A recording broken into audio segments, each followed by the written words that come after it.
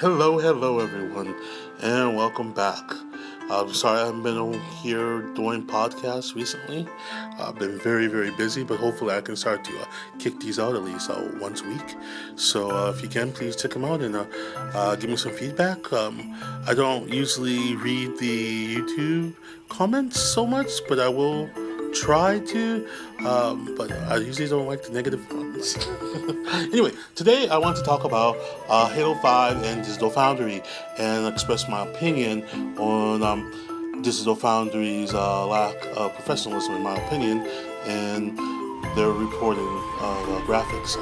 I've never been a fan of Digitalfoundry. I've always felt that they've been very nitpicky, and to be honest with you, if you can't tell which one is better without using the machine, there means neither one is better, in my opinion. Um, you know, but Digital Foundry recently came out with the first three chapters of the Halo 5 game, and they were going over it graphically, which is cool. That's their job. They said that it maintains a rock steady 60 frames per second, which we've been promised, and they confirmed that what Microsoft said originally, that how they're going to maintain 60 frames per second, is by having a variable resolution that goes between 1080p and 900p. I don't think it goes below 900p at any time. Now, someone like me, I don't really care about the resolution of a game. It can even be 720p, and I don't care as long as the game is good. That's what I'm about. The game, not about the resolution.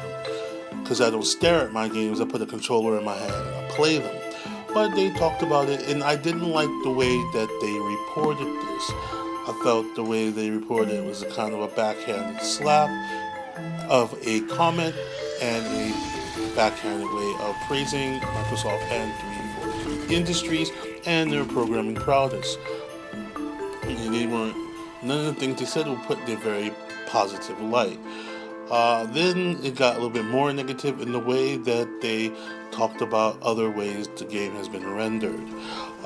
So in the game, and I think this is genius, characters that are in the background, the game will render them at 30 frames a second, not 60. And so as it come more into the foreground from the distance, then the game will start to render them in full 60 frames a second.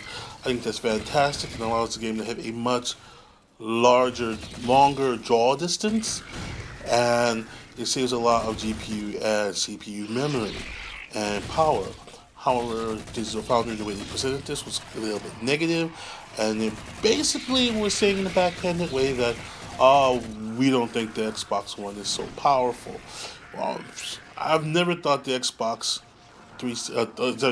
One or the PlayStation 4 were powerful when they were debuted before they even went on sale. And they have basically the same power. The DDR memory thing is whatever. But then they talked about some other things, such as the way water has been rendered and a few other things. And again, despite the fact that if you just look at this game is gorgeous. Honestly, the best looking game out at the moment. Although I do think that the new Tomb Raider game may surpass this game in terms of just being a beautiful graphic powerhouse of a game. But they didn't. Just the way they presented was very negative. They didn't take time to praise the game for its particle effects. They were clearly there. They could have talked about it. And they alluded to the fact that they were going to, quote, break it down even more when the game came out. The embargo is lifted and they can go through all the different chapters. There are other podcasts out there by much bigger people than me. Big Game of Small Talk, check them out. I love their show. Crap Gamer, you got Next Gen 720. You got websites out there like Mr. X Media and any other websites that support the Xbox One. And they all say the same thing. The media is against the Xbox. When you see things like this, you start to believe it. And I really would like prefer not to.